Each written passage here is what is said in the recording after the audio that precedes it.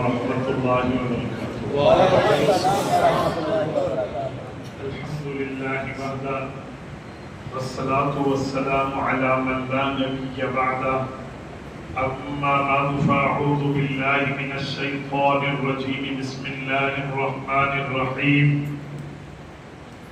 وما ارسلناک الا رحمۃ للعالمین، اللهم صل على محمد وعلى آل محمد كما صليت على إبراهيم وعلى آل إبراهيم إنك حميد مجيد، اللهم بارك على محمد وعلى آل محمد كما باركت على إبراهيم وعلى آل إبراهيم إنك حميد مجيد۔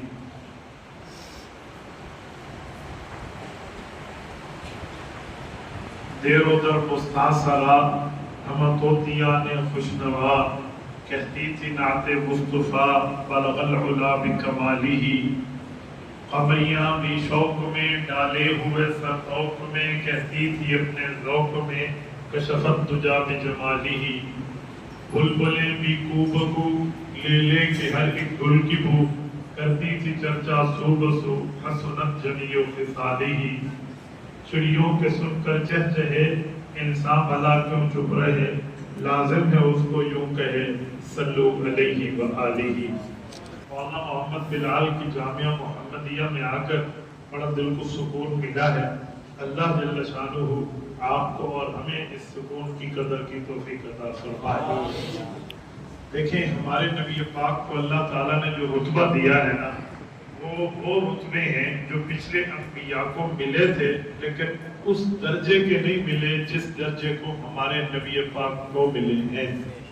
آپ کہیں گے مثلا تو میں ایک ایک مثال آپ کی خدمت میں رکھتا ہوں، اس سے آپ اندازہ لگائیں کہ جو پچھلے پیغمبروں کا کام تھا رتبے مرتبے درجے حیثیت اور ویلیو میں، تو وہ ہمارے نبی پاک کو اعلیٰ درجے ہو کر ملے ہیں۔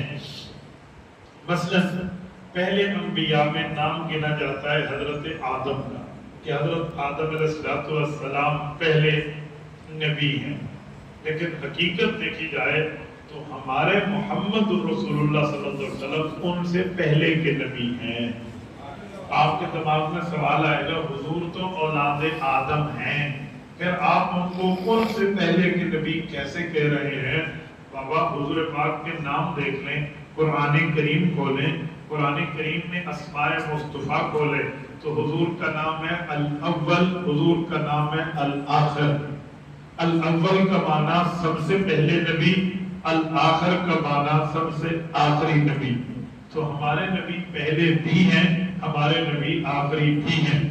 آپ کے دماغ میں سوال آئے گا کہ جو پہلا ہوتا ہے وہ تو آخری نہیں ہوتا، جو آخری ہوتا ہے وہ پہلا نہیں ہوتا، تو اس کا مطلب کیا ہے؟ تو میں کہتا ہوں پہلا آخری ہو سکتا ہے، آخری پہلا بھی ہو سکتا ہے۔ آپ کہیں گے کیسے؟